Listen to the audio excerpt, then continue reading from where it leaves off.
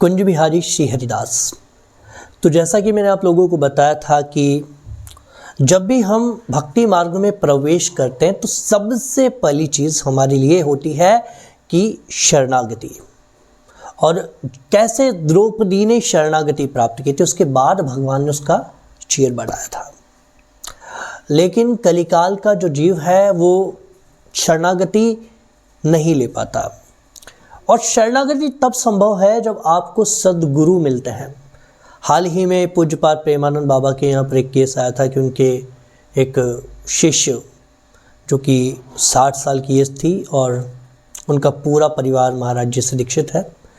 3-4 दिन पहले महाराज जी से दीक्षा ली थी और उसके बाद वो अचानक से शांत हो जाते हैं, यानी कि निकुंजवास के लिए चले जाते हैं। अब महाराज जी के पास जब उनको लाया जाता है तो महाराज जी कहते हैं कि जाना तो सबको है, लेकिन कौन कैसे जा रहा है ये मायने रखता है। सोचिए उस जीव की क्या गति रही होगी जिस जीव ने कुछ ही दिनों पहले महाराज जी से निज मंत्र लिया था और आश्रम की सेवा में हमेशा वो तत्पर रहते थे। तो कहने का मतलब बस इतना है कि जब हम हमारे जीवन को कुछ इस प्रकार का बनाते हैं कि हम ठाकुर सेवा में अपने जीवन को लगा दें, उसके बाद हमारी गति क्या होनी है उसकी चिंता हमें नहीं करनी पड़ती, ठाकुर जी उसकी चिंता करते हैं। क्योंकि हमें चिंता नहीं अपनी, उन्हें चिंता हमारी है। हमारे प्राणों का रक्षक सुदर्शन चक्रधारी है। और एक और यहाँ पर भाव है कि न खाने की, न पीने की, न मरने की, न जीने की, मेरे श्री जी को रहती है मेरी हर बात की चिंता।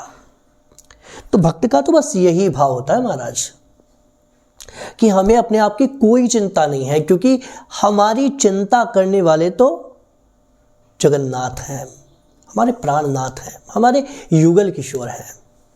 तो जब हम अपनी चिंताओं को गोविंद के अर्पण कर देते हैं, उसके बाद चिंता करने का काम भक्त का नहीं रहता। भगवान कहते हैं भक्त से कि बस तू चिंतन कर, तेरी चिंता तो मैं कर लूँगा।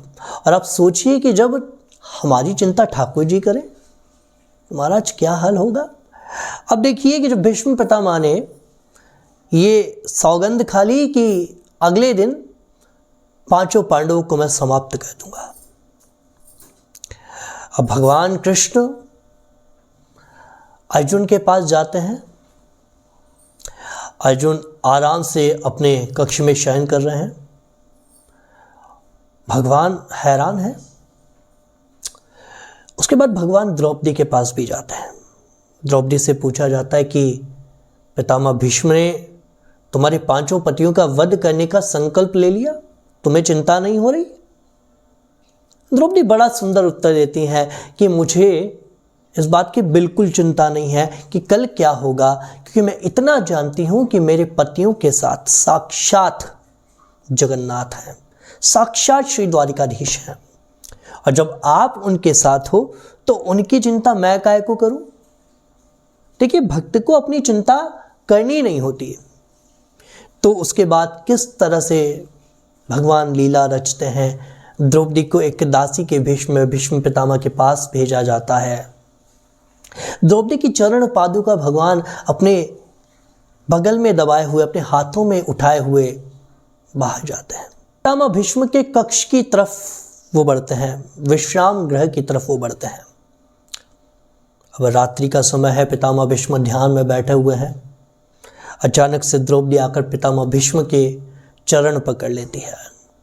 पितामह भीष्म कहते हैं अखंड सौभाग्यवती भव। अब जैसे ये बात पितामह भीष्म कहते हैं, द्रौपदी कहती है कि आपने मुझे सौभाग्यवती का आशीर्वाद तो दे दिया। अब जैसे ही द्रौपदी अपना घूंघट उठाती है महाराज, पितामह भीष्म हैरान हो जाते हैं, ये क्या हो गया, क्योंकि कल 5 पांडवों का वध करने की सौगंध पितामह भीष्म ने खाई है और अचानक से द्रौपदी सामने आ चुकी है।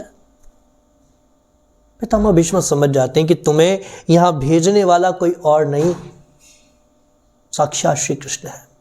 पितामह भीष्म कहते हैं कि बेटी ये तूने मुझे कौन से धर्म संकट में डाल लिया। मैं अगले दिन इस खेल को समाप्त करना चाहता था, इस युद्ध को समाप्त करना चाहता था, लेकिन मैंने ही तुझे आशीर्वाद दे दिया, अखंड सौभाग्यवती भव। चल अब बता कि तुझे यहाँ पर लाने वाला कहाँ है। उसके बाद भीष्म पितामह कहते हैं कि मैं जानता हूँ कि तुम यहाँ पर स्वयं नहीं आई हो, बल्कि तुम्हें यहाँ लाया गया है। किस तरह से पितामह भीष्म का वध होना है, वो सारी जो प्लानिंग है वो पितामह भीष्म ही कर देते हैं।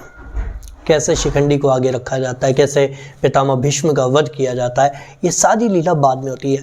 कहने का मतलब बस इतना है कि अगर ये संपूर्ण जगत भी भक्त के खिलाफ हो जाए, जब हमारे आराध्य हमारे साथ हो, तो उसके बाद चिंता नहीं महाराज, चिंतन होता है।